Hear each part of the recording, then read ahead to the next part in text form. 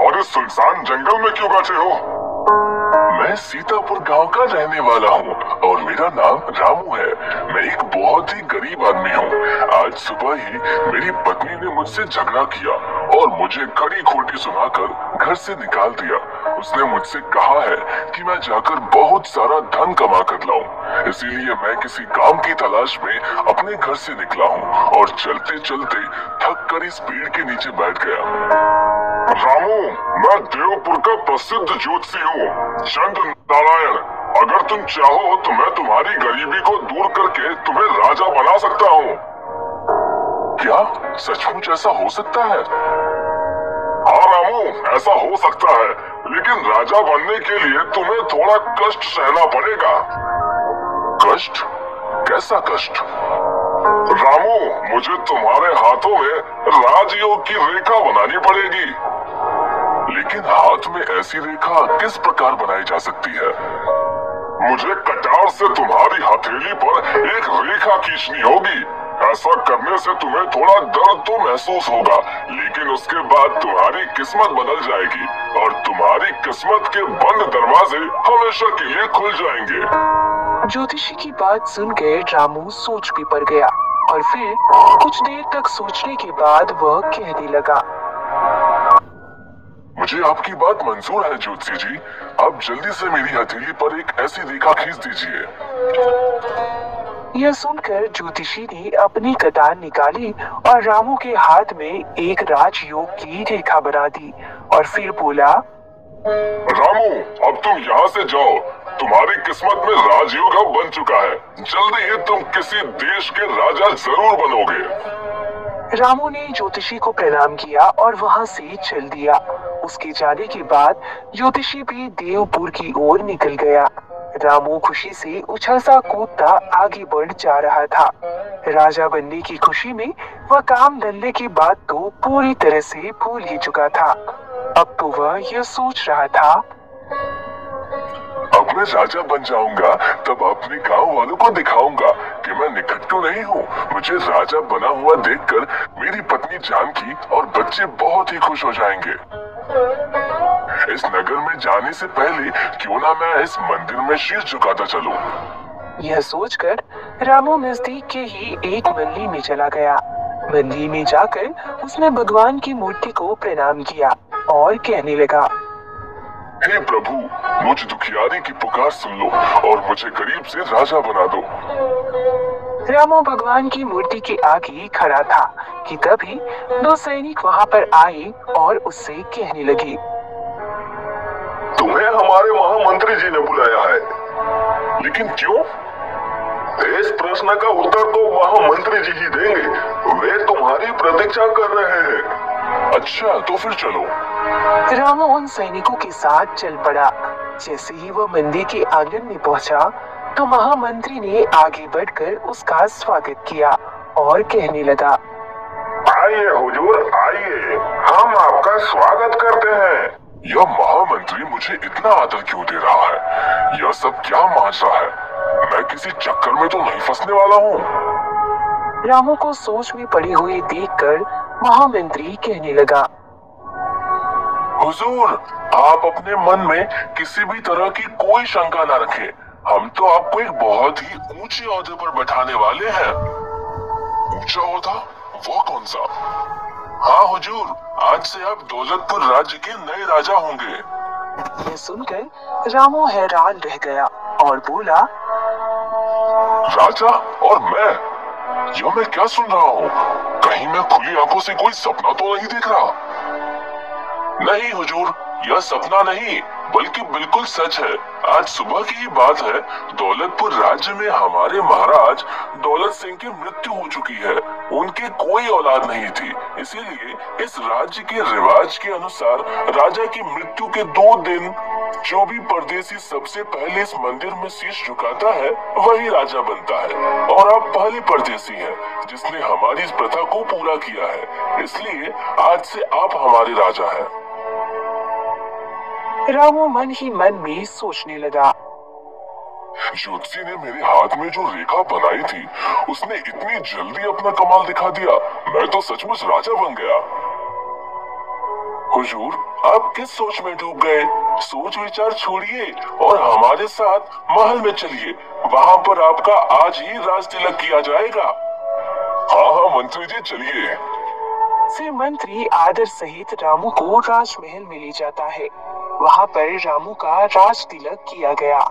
महामंत्री ने सभी को बताया, नगर वासियों, आज से राजा रामेश्वर सिंह हमारे नए राजा हैं। आगे बदलते ही रामू अब राजा बन चुका था। साथ ही साथ वह रामू से अब रामेश्वर सिंह हो गया था। जब काफी देर हो गई और रामू अपने घर वापस नहीं लौटा तो जानकी परेशान हो उठी। हे भगवान, अब मैं उन्हें कहाँ पर ढूंढूं? सारे गांव वालों से उनके बारे में पूछताछ तो कर चुकी हूँ, पर उनका कोई पता नहीं चल रहा। गांव वालों का कहना है कि उन्हें दोपहर को गांव से बाहर जाते देखा था। हे भगवान, वो कहाँ गए होंगे? वो ठीक तो होंगे ना? मुझे उनकी बहुत चिंता हो रही है। उधर दूसरी तरफ रामू, जो राजा बन चुका था, वह सोच रहा था, Discover the joy of investing. Open your free Demat account with Angel One. Investments in securities market are subject to market risks. Read all the related documents carefully before investing.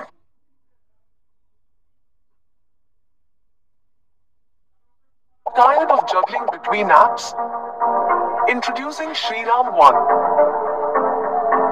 Pay bills effortlessly with BBPS and UPI. Invest for your future with ease. Access quick loans and affordable insurance. Enjoy exclusive games and services. Get 24/7 support and manage finances smartly with handy calculators. Simplify your life with Shriram One. Earn rewards. Stay on top of bills, save time and effort. Enjoy cashless convenience and experience a user-friendly interface. Simplify your finances with Shriram One. Download the app now.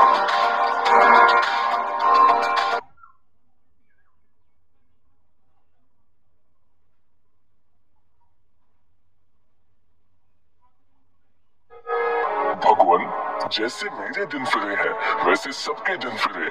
अब तो मैं इस राज्य का राजा बनकर यहाँ पर राज करूंगा और अपने गांव कभी वापस नहीं जाऊंगा। कल ही मैं सैनिकों को भेजकर जानकी और बच्चों को भी यहाँ बुलवा लूंगा।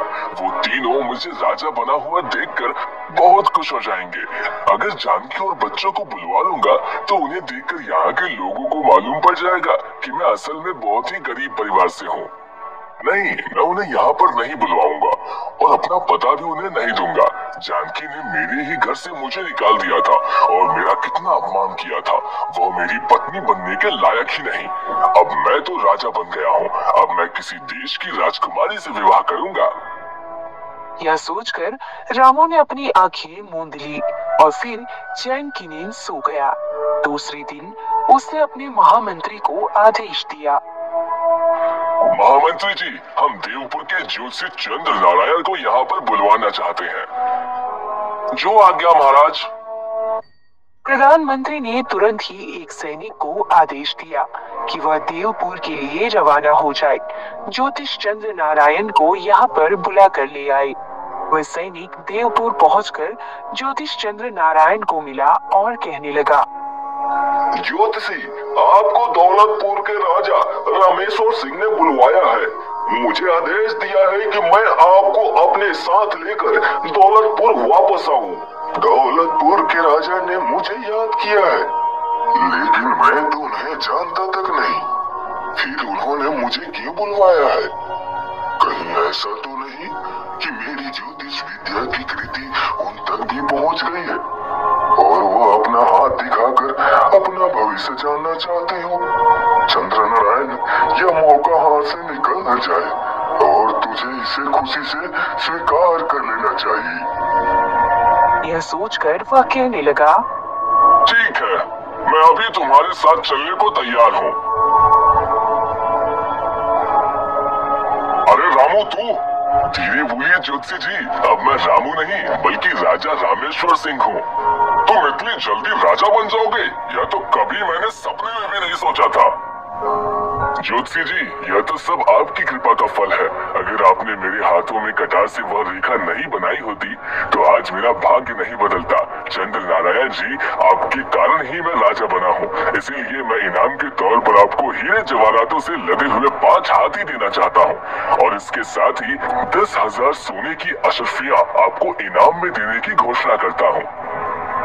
इनाम की बात सुनकर ज्योतिषी बहुत ही खुश हो गया और कहने लगा, धन्यवाद महाराज, मैं आपकी यह भेंट स्वीकार करता हूँ। ज्योतिषी जी, आप समय समय पर हमसे मिलते आते रहिएगा। आपसे मिलकर हमें बहुत खुशी होगी। जैसी आपकी आज्ञा महाराज। ज्योतिषी इनाम लेकर वापस अपने नगर लौट गया। ज्योतिषी के जाने के बाद रामू मन ही मन सोचने लगा, अब मैं इस देश का राजा बन गया हूँ, इसीलिए मुझे कोई ऐसा कार्य करना चाहिए जिससे दौलतपुर की सारी प्रजा पर मेरी धाक जम जाए। क्यों ना मैं पड़ोसी राजा पर आक्रमण करके उससे हरा दूं और उसके राज्य को अपने राज्य में मिला लूं। ऐसा करने से